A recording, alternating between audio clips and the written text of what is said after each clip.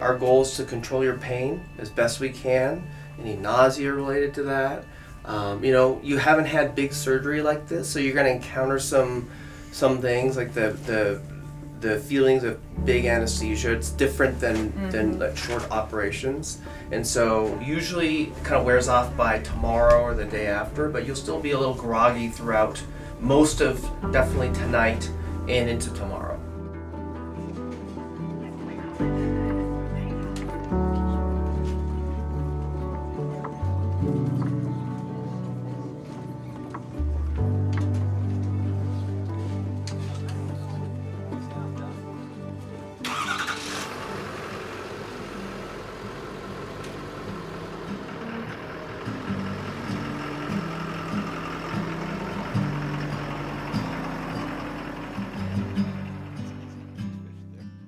Bill's a good friend of mine that I met. Gosh, he was probably one of the first people I met when we moved to Boise 10 years ago.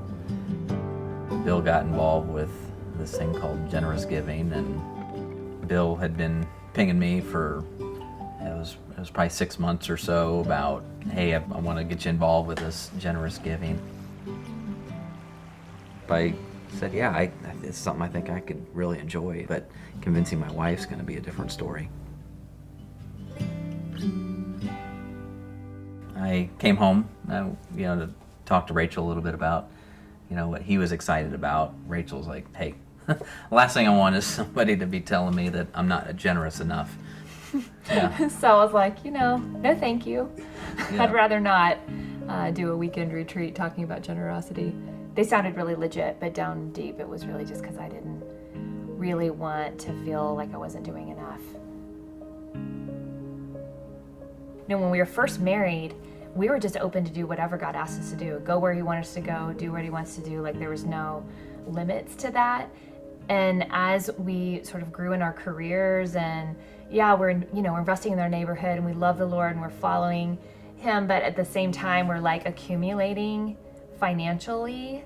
And after a while, 10 years later, 12 years later, I'm realizing, like, oh my gosh, like, I don't know that if God asked me to get, sell everything we have and go I don't know that I would say yes very easily. And that was a scary place for me to be in my faith and my walk. I was like, I never wanted to get here. Yeah.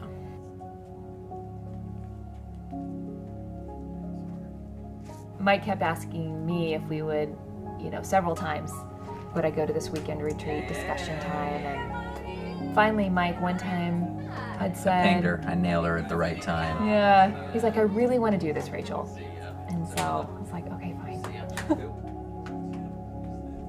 We didn't really understand it fully. It was just supposed to be this conversation about what it means to be generous. That's all we knew. We didn't, we probably had more walls built up maybe that broke down real quick.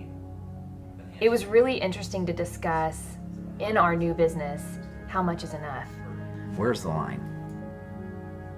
I was thinking that it was going to be, someone comes in and they tell you about how to be generous, basically, would be the weekend discussion, and that's not at all what it was. It was just story after story after story of people who their lives are changing, and it opened up my heart to want that too. Well, do you think 20 is going to be enough? My business partner and I had decided that we wanted to do something a little bit different. There was an opportunity to purchase a property management company that do commercial property management and have 90 plus properties. Ben and I are commercial real estate brokers. That's what we've done a better part of our career.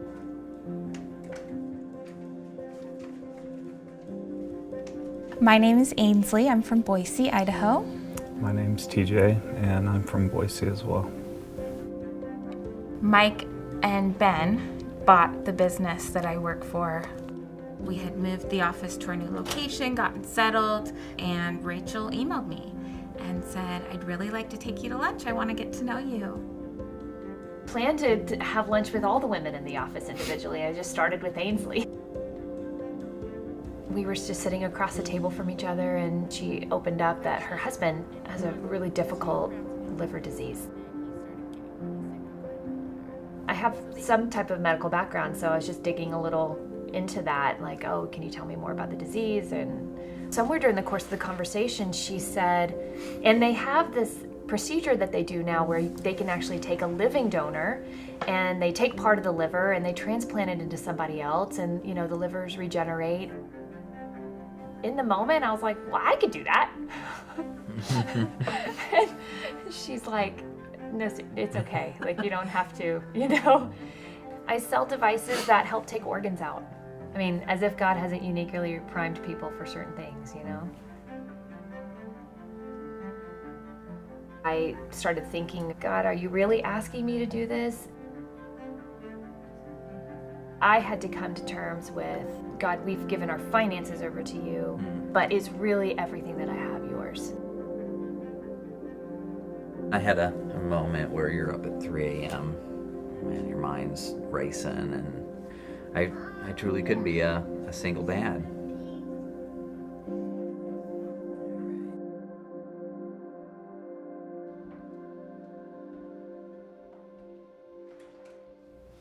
Back in 1998, 2 years out of high school, I was diagnosed with a couple illnesses, autoimmune diseases.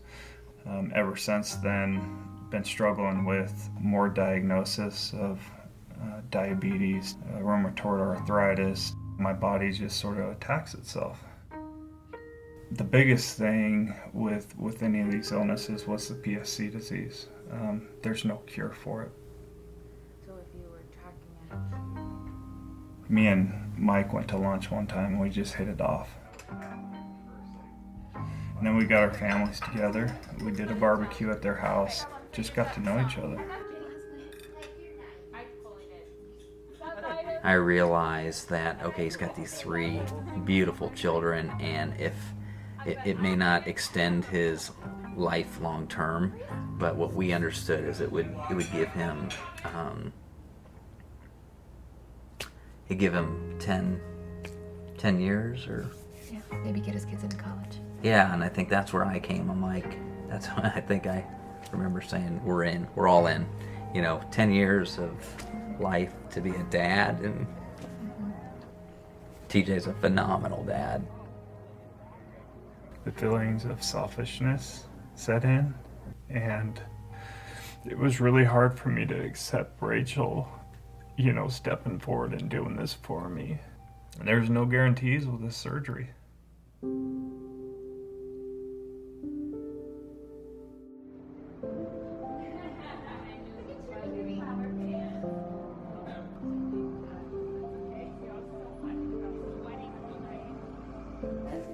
I said it'll probably last you a day or so. Oh no, it's okay. Thank you for holding still.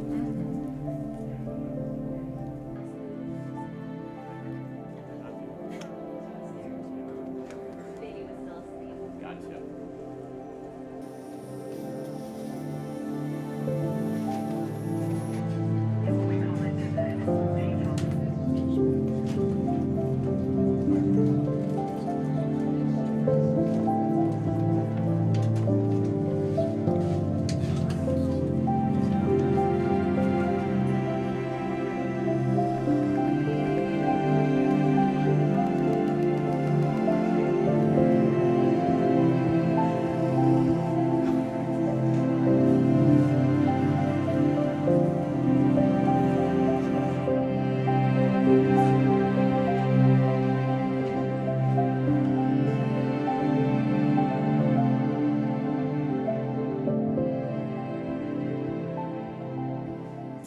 It's a very humbling feeling to know that the God of the universe has his eyes on you.